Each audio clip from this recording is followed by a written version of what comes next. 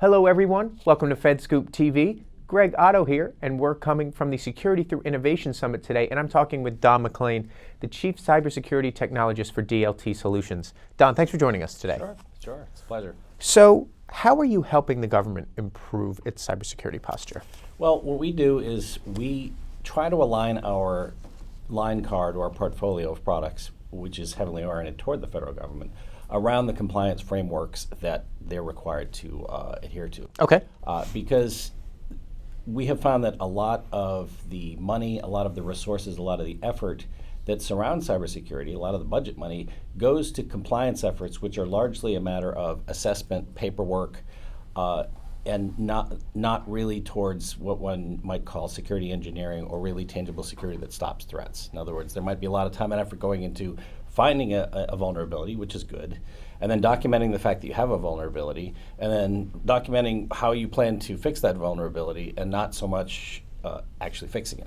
So what we're trying to do is to orient our line card and our portfolio around the requirements that they have to follow, so that when they have a vulnerability they need to fix, they can go to that product line, find what they need to do, and fix it right away without having to do a lot of research and a lot of effort. And they can spend less time on compliance and more on actual tangible security that stops the bad guys. You know, documentation, in my experience, has never really done much to actually stop a bad guy. Okay. So we're trying to help them minimize that burden.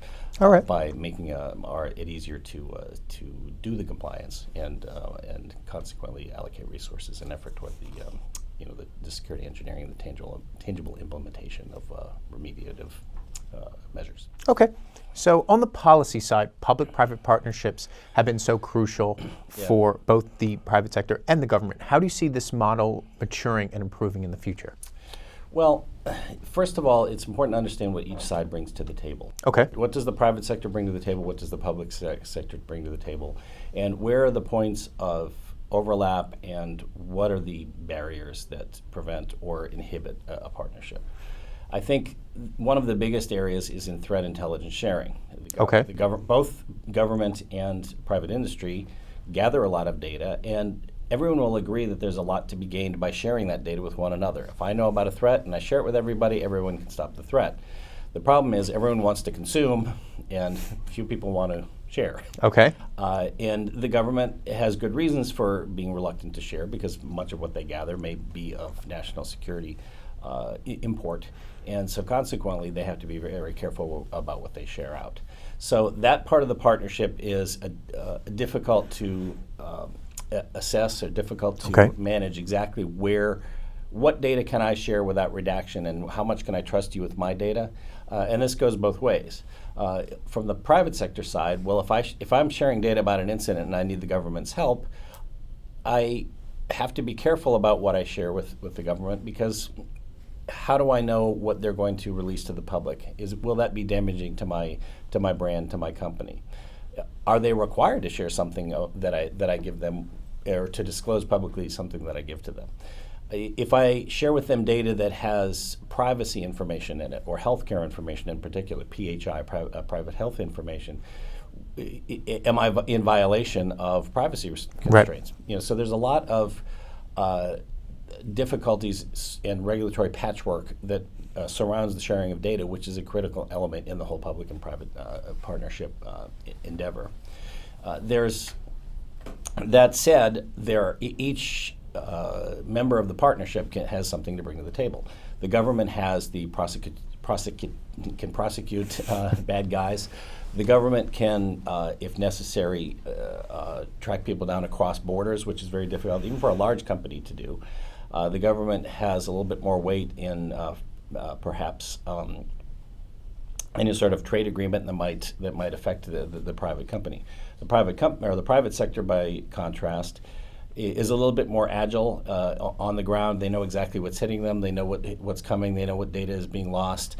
They can respond a little bit more quickly. So, and that information can be of great use to the government. So, I think what would improve matters is to clarify and streamline a lot of the regulatory constraints that make it difficult to share information. And these are usually that the wariness about sharing information is for good reason. But if that were clarified, it would help share information, or it helped the sharing of information, which in turn would make it easier for public and private sectors to work together. Okay. So. On the technology side, automation is such a big trend right now. How do you see government agencies embracing automation? Well, automation, I don't think there's going to be much choice. There are so many bad actors out there that even the federal government is outnumbered. I mean, it's us against the world. And so automation is going to be critical no matter who you are, whether you're private sector or public sector. The talk that we heard last night from the chief technologist of McAfee was very insightful. He had talked about how the life cycle of cybersecurity technologies is very different from the life cycle of other technologies. Unlike other technologies, it's at its most effective when it starts. Okay. Because when it starts, or when it's first released, there's not that many people have adopted it, so there's not a lot of incentive for the bad actors to try and defeat it. Also, it's new, so they haven't figured it out yet. As time goes by, well, what happens? They start to figure it out, number one. And number two, as its adoption increases, it becomes more and more valuable target for a bad guy to figure this out and get past it. If 3 people have a particular security technology, there's no point in trying to spend effort to break it. If 3 million people have it, well, then it's worth it trying to break it.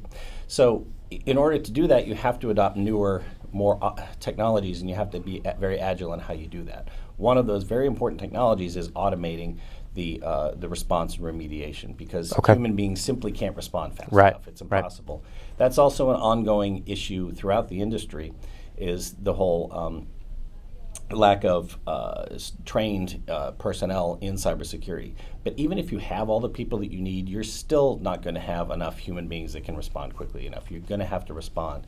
Machine learning algorithms and data analytics that can automatically sense and adapt to new kinds of attacks are very important. They're not a panacea, though. We heard last night about how bad guys are finding ways to break that as well.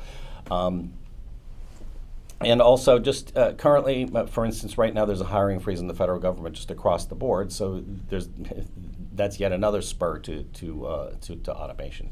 So I don't think that there's going to be a whole lot of choice. What I'd like to see there, though, is faster procurement cycles to allow government to buy the newer technology and adopt them sooner. In other technology areas, there's a lot to be said for waiting for somebody else to take the arrows in the chest, so to speak. Let somebody else figure out the bugs in that system before I adopt it. That's true in other areas. In cybersecurity, it's better to adopt it early because that's when it's at its best. Right. You know what I mean, but adopting early is very difficult for the government because there are so many constraints. But it's a large organization; it moves slowly. But automated technologies is absolutely going to be essential. I mean, McAfee, for instance, has their TIE-DXL framework, which facilitates remediation and identification and remediation and threat intelligence sharing as well. Great. So those kind of things are. So are they adopting it? Well, it's hard for them to do that, but I don't think there's going to be much choice in the future. So. Great. Well, Don, thanks for stopping by. Sure. Appreciate your insight. Thank you. For all of our videos, check out our YouTube channel, and for more information, check out fedscoop.com. I'm Greg Otto. Thanks for watching. Thanks, Greg.